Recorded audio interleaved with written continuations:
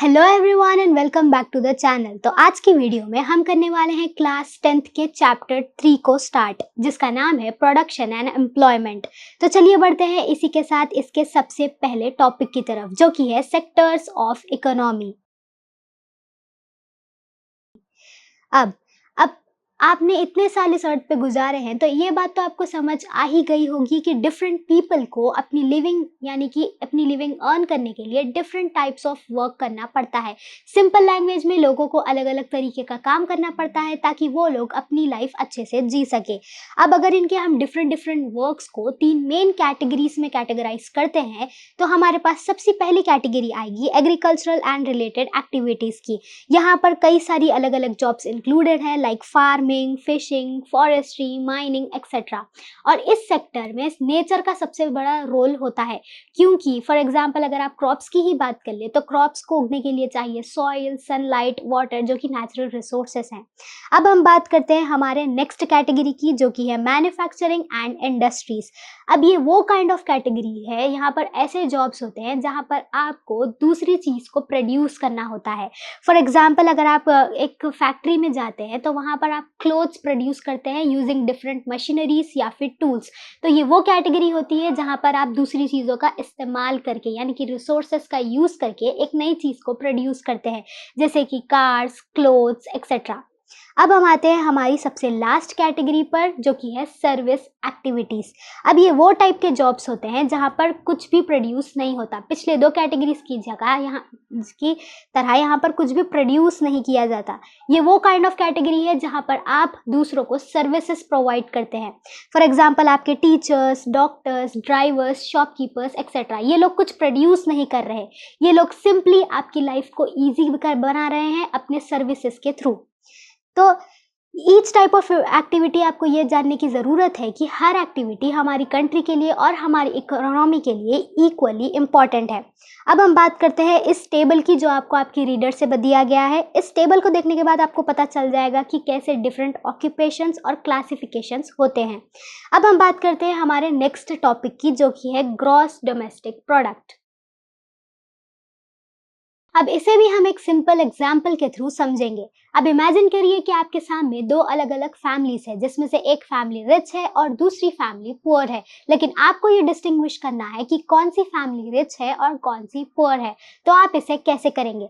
तो सही तरीका इसे डिस्टिंग्विश करने का सबसे पहले आता है उनके क्लोथ्स, नेक्स्ट आता है उनकी कार या बाइक वो लोग जो यूज़ करते हैं, नेक्स्ट जो फूड वो लोग खाते हैं, या फिर जो घर में वो लोग रहते हैं, या फिर जो फर्नीचर वो लोग यूज़ करते हैं, और लास्टली जो हॉस्पिटल में वो लोग जाते हैं। तो बेस्ट वे ये समझने का कि वो लोग कितना मनी अर्न करते हैं, ये है कि हम ये जान ले सबसे पहले कि वो लोग हर चीज़ पर कितना मनी स्पेंड करते हैं।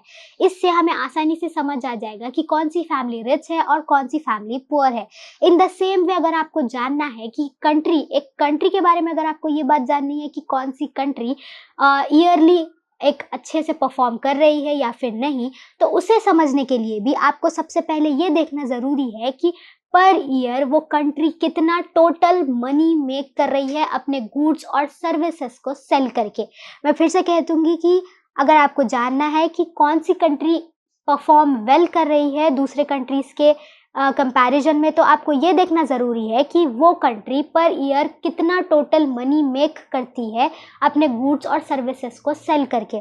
तो इसे ही हम कहते हैं जीडीपी यानी कि ग्रॉस डोमेस्टिक प्रोडक्ट। अब आपकी रीडर से आपको एक और ग्राफ यहाँ पर दिया गया है, जिसमें 2 ईयर्स के बीच का डिफरेंस बताया गया है। सबसे पहले 1973 और 74 वाला ईयर, नेक्स्ट है 2013 और 14 वाला ईयर।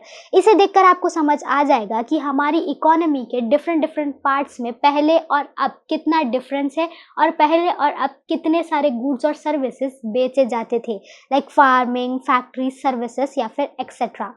अब हम बात करते हैं हमारे नेक्स्ट टॉपिक की, जो कि है how do we estimate GDP. तो अभी मैंने आपसे कहा था कि लोग अपनी लिविंग अर्न करने के लिए अलग अलग काम करते हैं ताकि वो लोग अपने लिए कुछ पैसे कमा सके। कुछ लोग फूड को ग्रो करते हैं लाइक फार्मर्स, कुछ लोग फैक्ट्री प्रोडक्शन में हेल्प करते हैं, कुछ लोग सर्विसेज प्रोवाइड करते हैं like teachers, shopkeepers, hotel workers etcetera. लेकिन सभी यहाँ पर कुछ ना कुछ प्रोवाइड कर रहे हैं आपको, या तो गुड्स या फिर सर्विसेज। अब यहाँ पर मैंने आपसे अभी ये भी कहा था कि अगर आपको हर कंट्री की वेलबींग या फिर कंट्री के परफॉर्मेंस के बारे में जानना है, तो सबसे पहले आपको ये देखना ज़रूरी है कि कंट्री पर ईयर कितना मनी मेक करती है अपने गुड्स और सर्विसेज को सेल करके। तो अगर आपको ये जानना है, तो सबसे पहले आपको ये जानना इंपॉर्टेंट है कि आपकी कंट्री एक्चुअली में कितने गुड्स और सर्विसेज को सेल कर रही है, या फिर कितने गुड्स और सर्विसेज को बना रही है, मेक कर रही है। तो इसलिए आप हर चीज़ को, हर गुड या फिर हर सर्विस को आप यहाँ पर काउंट नहीं कर सकते। लाइक एक कोकोनट, एक फ़ोन, या फिर फूड, या फिर एक हेयर कट, आप इसे एक एक चीज़ों को आप ऐसा काउंट नहीं कर सकते। ना ही ये लॉजिकल है और ना ही ये करेक्ट वे है। तो इसीलिए हम यहाँ पर उनकी मनी वैल्यू को ऐड करते हैं। फॉर एग्जाम्पल, अब यहाँ पर 10,000 kgs ऑफ राइस अगर बिकती है, तो आपको ये याद रखने की ज़रूरत नहीं है कि 10,000 kgs ऑफ राइस बिकी है।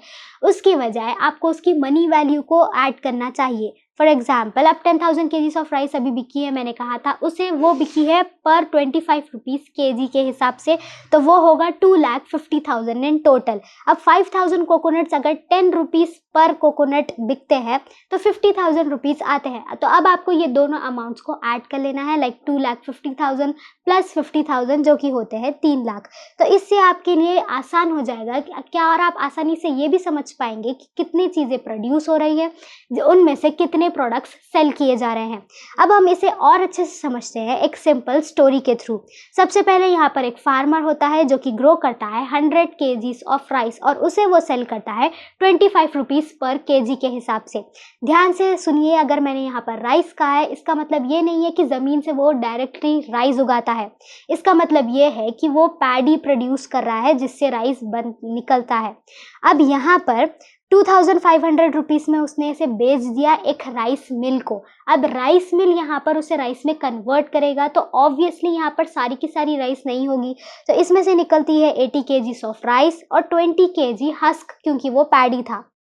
तो इस 80 kgs ऑफ राइस को वो राइस मिल ओनर 40 रुपीज़ पर kg यानी कि 3,200 रुपीज़ में, और 20 kgs ऑफ हस्क को 20 रुपीज़ पर kg यानी कि 400 रुपीज़ में वो बेचता है एक होटल ओनर को। और टोटल यहाँ पर राइस मिल के ओनर का हो जाता है 3,600 रुपीज़, और 3,600 रुपीज़ में ये यहाँ पर एक होटल को राइस और हस्क दोनों बेच देता है। अब यहाँ पर होटल उस राइस और हस्क दोनों को खरीदता है, साथ में क्यों खरीदता है, क्योंकि उसे इससे फूड बनाना है, लाइक इडली, डोसा एक्सेट्रा, और ये होटल उसे सेल करके कमाती है 5,000 रुपीज़।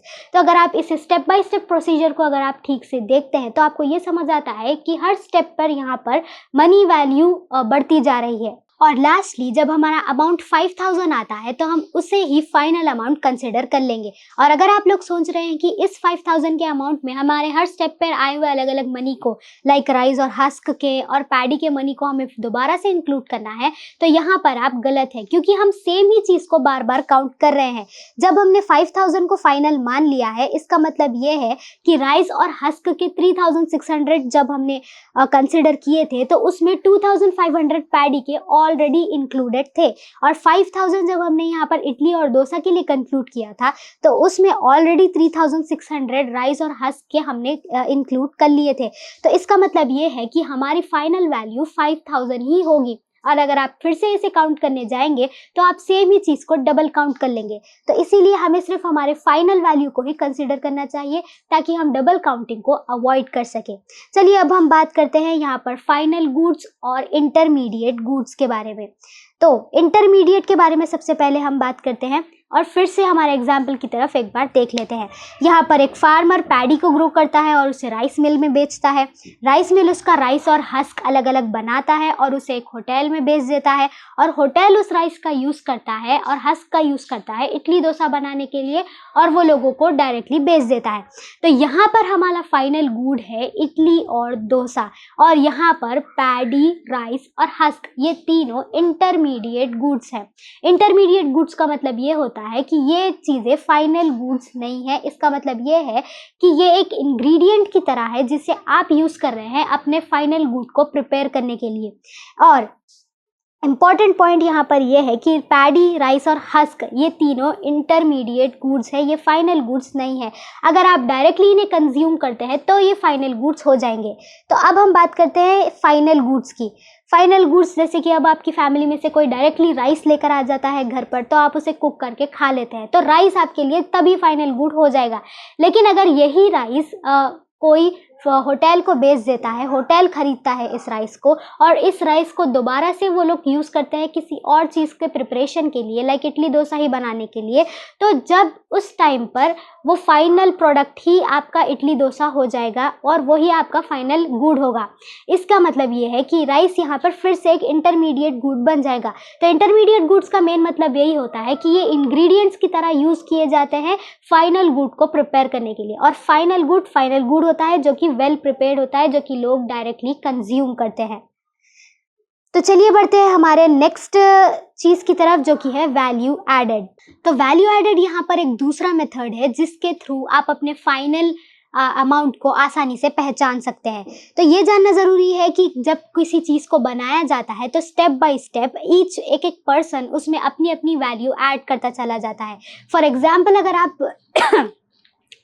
अगर आप एक प्रोडक्ट की बात करते हैं, तो अगर मैन्युफैक्चर एक प्रोडक्ट होता है तो मैन्युफैक्चरर उसे सबसे पहले बेचता है होलसेलर को। होलसेलर यहाँ पर मैन्युफैक्चरर उसे अपना प्रॉफिट इंक्लूड करके होलसेलर को बेचता है। अब होलसेलर भी यहाँ पर अपना प्रॉफिट इंक्लूड करके उसे रिटेलर को बेचता है सेम प्रोडक्ट को, और रिटेलर लास्टली खुद का प्रॉफिट इंक्लूड करके आपको उस प्रोडक्ट को बेचता है। तो जब आप रिटेलर के पास से किसी प्रोडक्ट को लेने जाते हैं तो उस प्रोडक्ट में वो अपना डिजायर्ड अमाउंट ऐड करके, उसका प्रॉफिट ऐड करके ही वो आपको बेचता है। तो इससे हम अपने दोबारा से वैल्यू एडेड को जानने के लिए हम अब दोबारा से अपने इडली डोसा वाले एग्जाम्पल पर आते हैं। अब यहाँ पर पैडी को बेचा गया था 2500 में, जिससे आप वैल्यू एडेड 2500 ले लीजिए, क्योंकि फार्मर ने उसे उतने में ही बेचा था। अब राइस मिलर ने उसे खरीदा, उसके बाद उसने अपनी राइस और हस्क को बेचा 3600 रुपीज़ में से। तो अब आप 3600 रुपीज़ राइस और हस्क के निकाल लें और 2500 रुपीज़ इसमें से पैडी के निकाल लेते हैं, तो आपको बचता है 1100 रुपीज़। तो इसका मतलब ये है कि यहाँ पर राइस मिलर ने अपना इसमें वैल्यू ऐड किया 1100 रुपीज़ का। नेक्स्ट हम बात करते हैं होटल की। होटल ने इसे खरीदा था 3600 में, राइस और हस्क को, लेकिन होटल ने अपनी फाइनल वैल्यू यानी कि इडली और डोसा को 5000 में बेचा। तो 5000 माइनस 3600 अगर हम करते हैं तो हमें अमाउंट आता है 1400। इसका मतलब ये है कि होटल ने यहाँ पर 1400 अमाउंट अपनी तरफ से वैल्यू ऐड किया था। तो इस मेथड में हम यहाँ पर टोटल वैल्यूज एडेड को ही इंक्लूड करेंगे, लाइक 2500 फार्मर की तरफ से, 1100 राइस मिलर की तरफ से, और लास्टली 1400 होटल की तरफ से। टोटल यहाँ पर 5000 ही आता है। अब हम यहाँ पर दोनों ही मेथड्स की अगर आप बात करते हैं, final good method versus value added method, तो इन दोनों में इतना ही डिफरेंस है। दोनों में हमें फाइनल गुड की वैल्यू सेम ही आती है, बस डिफरेंट यहाँ पर ये है कि मैंने आपको जब स्टार्टिंग में इस इडली डोसा का एग्जांपल दिया था तब मैंने कहा था कि आप सिर्फ फाइनल गुड की वैल्यू को ही कंसिडर करेंगे। तो इस first method final good method में आपको सिर्फ फाइनल प्रोडक्ट यानी कि इडली डोसा का ही अमाउंट को आप कंक्लूड कर लेते हैं कि यही फाइनल प्रोडक्ट का अमाउंट है 5000। और वैल्यू एडेड मेथड में आप स्टेज वाइज कितनी वैल्यू किस किस पर्सन के थ्रू इंक्लूड की गई है उसे कंसिडर करते हुए आप उसे ऐड करेंगे, तब आपको फाइनल वैल्यू मिल जाएगी जो कि सेम होगी, क्योंकि दोनों मेथड्स में ही आप ये मेक श्योर करते हैं कि दोनों मेथड्स का रिजल्ट तो सेम ही आता है, लेकिन दोनों मेथड्स में भी आप डबल काउंटिंग को अवॉइड करते हैं। अब हम यहाँ जान लेते हैं जीडीपी के बारे में, यानी कि ग्रॉस डोमेस्टिक प्रोडक्ट के बारे में। तो ये टोटल वैल्यू है गुड्स और सर्विसेज कंट्री के पर ईयर जितने बेचे जाते हैं, उसका जो टोटल अमाउंट आता है उसे हम जीडीपी कहते हैं। Example GDP of the year 2013 to 14 इसीलिए कहा जाता है क्योंकि ये हमारा फाइनेंशियल ईयर है। अप्रैल 2013 से लेकर मार्च 2014 तक फाइनेंशियल ईयर के थ्रू ही हम जीडीपी को काउंट करते हैं। इतने टाइम स्पैन में कितने गुड्स और सर्विसेज बेचे गए, उसी के थ्रू हम जीडीपी को कंक्लूड करेंगे। अब हम यहाँ ये जानते हैं कि जीडीपी में कौन सी चीज़ें इंक्लूडेड नहीं है। जीडीपी में कई सारी चीज़ें इंक्लूड नहीं की जाती, जैसे कि cooking at home, cleaning, taking care of children, animals या फिर टेकिंग केयर ऑफ प्लांट्स, क्योंकि ये सारी चीज़ें मार्केट में बेची नहीं जाती या फिर प्रोड्यूस नहीं की जाती। ये सारी चीज़ें हाउस होल्ड वुमेन खुद ही अपने घर में खुद से करती है, तो ऐसा करते हुए उन्हें उनके बीच कोई मनी ट्रांजैक्शन तो होता नहीं, इसके लिए वो लोग पैसे तो लेते नहीं। तो इसीलिए इवन दो फैमिलीज़ के लिए ये सारे काम काफ़ी ज़्यादा इम्पॉर्टेंट है, फिर भी इन लोगों को इकोनॉमी में इंक्लूड नहीं किया जाता। अब हम बढ़ते हैं इस वीडियो के सबसे लास्ट टॉपिक की तरफ, जो कि है changes in the importance of sectors, value of goods and services produced and employment of people. अब इस टॉपिक के थ्रू हम ये जानेंगे कि कैसे स्ट्रक्चर ऑफ इकोनॉमी और डेवलपमेंट टाइम के साथ साथ चेंज होते चले गए। अब यहाँ पर मैं आपको इसे एक सिंपल वर्ड्स में समझाऊंगी, शॉर्ट वे में। सबसे पहले हम बात करते हैं अर्ली स्टेज की, जो कि था एग्रीकल्चर, जहाँ पर एग्रीकल्चर डोमिनेट किया करता था। तो बिगिनिंग में हमारी बहुत पहले कंट्रीज़ के डेवलपमेंट की शुरुआत में कई सारी डेवलप्ड कंट्रीज़ जितनी भी थी, वो लोग अपनी जीडीपी के लिए एग्रीकल्चर पर रिलाई किया करते थे। कई सारे लोग लाइक 90% ऑफ पीपल सिर्फ एग्रीकल्चरल वर्क्स ही किया करते थे। फार्मिंग को इम्प्रूव करना और या फिर प्रोडक्शन में एक एक नई चीज़ को प्रोड्यूस करते जाना या फिर ज़्यादा प्रोडक्शन करना, यही उनका मोटो था। और इसमें कई ज़्यादा पीपल जो है एग्रीकल्चर में ही काम किया करते थे। बहुत ही कम लोग थे जो क्राफ्ट्स, ट्रेड, एडमिनिस्ट्रेशन या फिर रूलर्स के लिए काम किया करते थे। लेकिन इस स्टेज पर कई सारे गुड्स और जॉब्स जो है वो सभी के सभी एग्रीकल्चरल सेक्टर से ही आया करते थे। नेक्स्ट धीरे धीरे आया सेकेंड स्टेज, जो कि था मिडिल स्टेज, जिसमें इंडस्ट्रीज का राइज ऑफ इंडस्ट्रीज। यहाँ पर हमने देखा इंडस्ट्रियल रेवोल्यूशन, जिसकी वजह से न्यू मैन्युफैक्चरिंग मेथड्स भी फैक्ट्रीज में आने लगे थे और सडनली कई सारे फार्मर्स ने अपना काम छोड़कर फैक्ट्रीज को ज्वाइन कर लिया। फैक्ट्रीज में मास प्रोडक्शन होने लगा, गुड्स चीपली प्रोड्यूस होने लगे और वही गुड्स वर्ल्ड वाइड स्प्रेड होने लगे। अब इंडस्ट्रीज यहाँ पर सबसे पहले तो लोग अपनी जीडीपी के लिए एग्रीकल्चर सेक्टर पर रिलाई किया करते थे। अब धीरे धीरे सभी कंट्रीज अपनी जीडीपी के लिए इंडस्ट्रियल सेक्टर पर रिलाई करने लगे और धीरे धीरे एग्रीकल्चर का रोल यहाँ पर कम होता चला गया और फैक्ट्रीज स्ट्रांग होते चले गए और फैक्ट्री से ज़्यादा कंट्रीब्यूशन आने लगा जीडीपी पर। अब नेक्स्ट आया लास्ट स्टेज, जो कि था एडवांस्ड स्टेज, यानी कि सर्विस सेक्टर। यहाँ पर सर्विस सेक्टर ने जल्द ही टेक ओवर कर लिया। लास्ट 50 ईयर्स में हमने देखा कैसे डेवलप्ड कंट्रीज फिर से शिफ्ट करने लगे, उनका पैटर्न फिर से बदल गया। अब पहले इंडस्ट्रीज से ज़्यादा जीडीपी आता था, अब यहाँ पर एम्प्लॉयमेंट और जीडीपी दोनों ही रिलाई करते हैं एक साथ सर्विस सेक्टर पर, क्योंकि यहाँ पर सभी लोग अब रिलाई होने लगे industry to services like banking, education, health care, IT, tourism etcetera.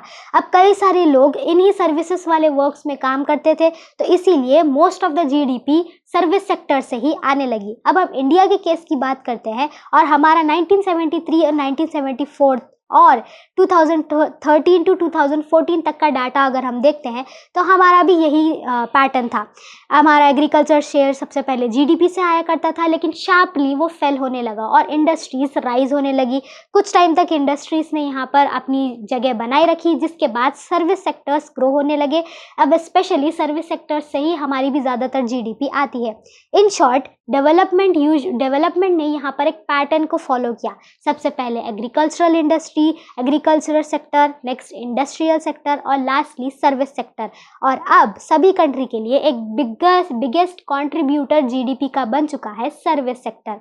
तो इसी के साथ ये वीडियो मैं यहीं पर कंक्लूड करना चाहूँगी, क्योंकि नेक्स्ट वीडियो में हम इस चैप्टर को पूरी तरीके से कंप्लीट कर लेंगे। तो बस आज की वीडियो के लिए इतना ही, मिलते हैं नेक्स्ट वीडियो में, तब तक के लिए बाय।